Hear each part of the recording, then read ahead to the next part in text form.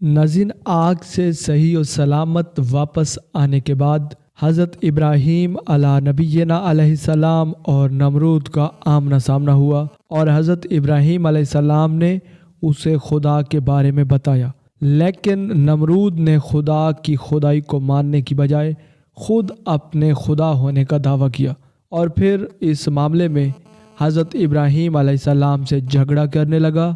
اس بات سے اس بات کا اندازہ سورہ بقرہ میں اس طرح سے آتا ہے: کیا تو نے اس شخص کو نہیں دیکھا جس نے ابراہیم سے اس کے رب کی بابت جھگڑا کیا، اس لیے کہ اللہ نے اسے سلطنت دی تھی؟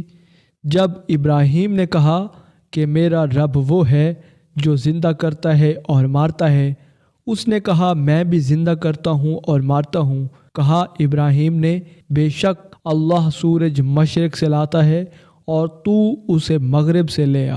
تب وہ کافر حیران رہ گیا اور اللہ بے انصافوں کو سیدھی راہ نہیں دکھاتا۔ ناظرین، قرآن مجید فرقان حمید کی اس آیت مبارکہ میں حضرت ابراہیم علیہ السلام کا جس شخص کے ساتھ جھگڑے کا ذکر کیا گیا ہے، اس کے بارے میں کہا جاتا ہے کہ وہ عراق کا بادشاہ نمرود تھا، جس کا دارالحکومت بابل تھا۔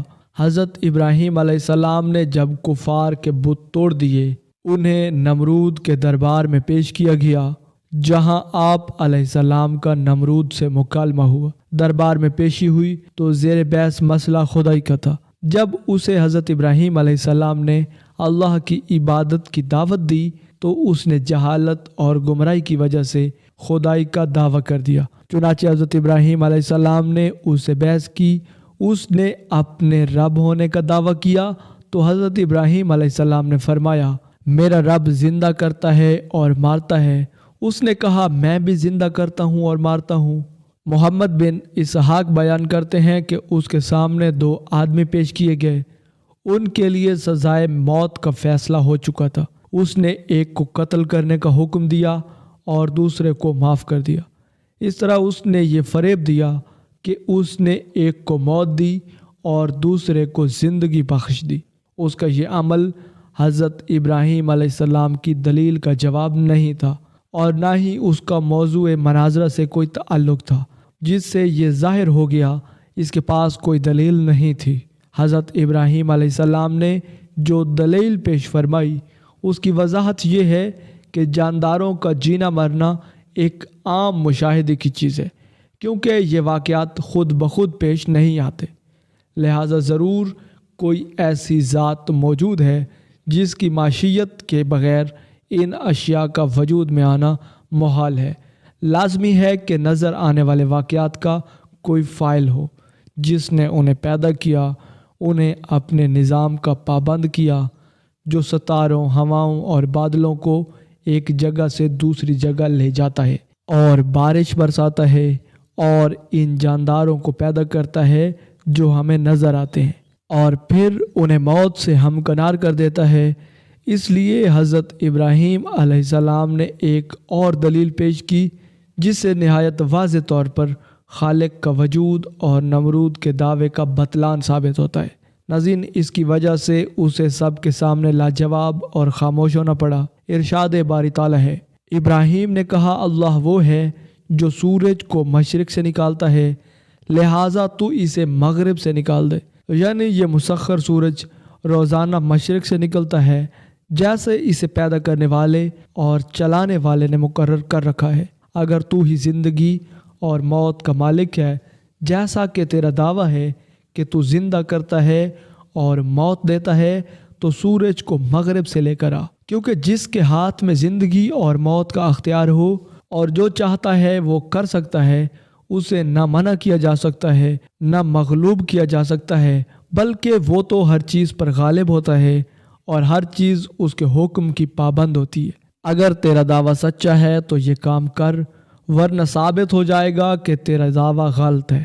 حقیقت یہ ہے کہ تجھے معلوم ہے اور ہر شخص جانتا ہے کہ تو یہ کام نہیں کر سکتا۔ اس طرح حضرت ابراہیم علیہ السلام نے اس کا جاہل اور عاجز ہونا واضح فرما دیا۔ اس کے پاس جواب میں کہنے کو کچھ نہیں تھا۔ خواتین و حضرات، حضرت ابراہیم علیہ نبی علیہ السلام اور نمرود کے درمیان یہ مناظرہ اس دن ہوا جس دن وہ آگ سے نکلے۔ اس سے پہلے ان کا کبھی آمنا سامنا نہ ہوا تھا۔ جس دن وہ اکٹھے ہوئے اس دن یہ مناظرہ واقع ہوا۔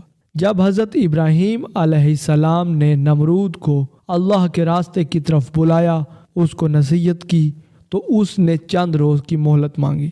اس کے وزیر نے کہا، اتنی مدت تو نے خود خدائی کی، اب دوسرے کی بندگی اختیار کرتا ہے اور اپنے لیے شرمندگی اور رسوائی اختیار کرتا ہے، جس کے نتیجے میں آخر کار اس نے حضرت ابراہیم علیہ السلام کے سامنے انکار کر دیا اور کہا، میں تیرے رب کی رضا کے واسطے کئی ہزار گائیں اور بکریاں اور اونٹوں کی قربانی دیتا ہوں۔ حضرت ابراہیم علیہ نبی علیہ السلام نے فرمایا کہ ایمان کے بغیر قربانی قبول نہیں ہوتی، پھر بھی تیرے واسطے دوزخ ہی ہوگی۔ پھر حضرت ابراہیم علیہ السلام نے فرمایا، اتنی بڑی بادشاہی خدا نے تجھے دی اور مجھے خدا نے تیرے واسطے نبی بنا کر بھیجا اور مجھے آگ سے بچا کر ایک معجزہ تجھے دکھایا، پھر بھی تو کفر سے باز نہ آیا، تو تیرے لیے غارت کرنے کو اس کا ادنا لشکر بھی کافی ہے۔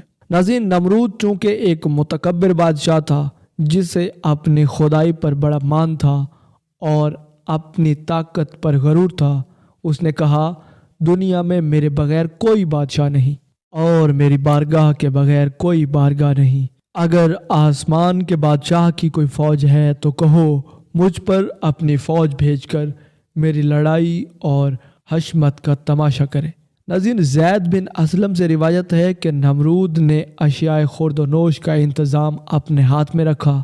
لوگ غلے کے لیے اس کے پاس جاتے تھے اور حضرت ابراہیم علیہ السلام بھی دوسرے لوگوں کے ساتھ غلہ لینے گئے۔ اس سے پہلے ان دونوں کی کبھی ملاقات نہ ہوئی تھی۔ اس وقت ان کے درمیان یہ مناظرہ ہو گیا۔ اس نے حضرت ابراہیم علیہ السلام کو غلط دینے سے انکار کر دیا۔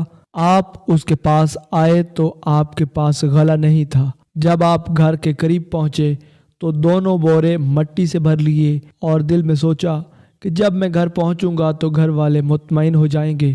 گھر پہنچ کر انہوں نے بورے اتارے اور خود سو گئے۔ آپ کی زوجہ محترمہ جناب سارہ اٹھ کر بوروں کے پاس گئی تو دیکھا بیش قیمت غلے سے بھرے ہوئے بورے ہیں۔ انہوں نے کھانا تیار کیا اور حضرت ابراہیم علیہ السلام جب بیدار ہوئے تو دیکھا کھانا تیار ہے۔ انہوں نے پوچھا، یہ کھانا کہاں سے آیا ہے؟ آپ کی زوجہ نے فرمایا، جو آپ علیہ السلام لائے تھے اسی سے تیار کیا ہے۔ آپ سمجھ گئے کہ اللہ سبحانہ و تعالیٰ نے عطا فرما دیا ہے۔ زید بن اسلم نے فرمایا، اللہ سبحانہ و تعالیٰ نے اس ظالم بادشاہ کے پاس ایک فرشتہ بھیجا جس نے اسے اللہ پر ایمان لانے کو کہا۔ اس نے انکار کر دیا۔ دوبارہ ایمان کی دعوت دی، اس نے پھر انکار کر دیا۔ اس نے تیسری بار ایمان کی دعوت دی، اس نے پھر انکار کر دیا اور کہا، تو اپنے لشکر جمع کر لے، میں اپنے لشکر جمع کرتا ہوں۔ ناظرین، بعض مصادر کے مطابق نمرود خدا کو ڈھونڈنے اور اس کا مقابلہ کرنے کے لیے وہ خوابوں میں آسمان کی طرف گیا، لیکن نا امید زمین پر لوٹ آیا۔ نمرود کے حکم سے ایک مینار بنایا گیا جس کی بلندی آسمان تک جا پہنچی، یعنی وہ بہت زیادہ اونچا تھا۔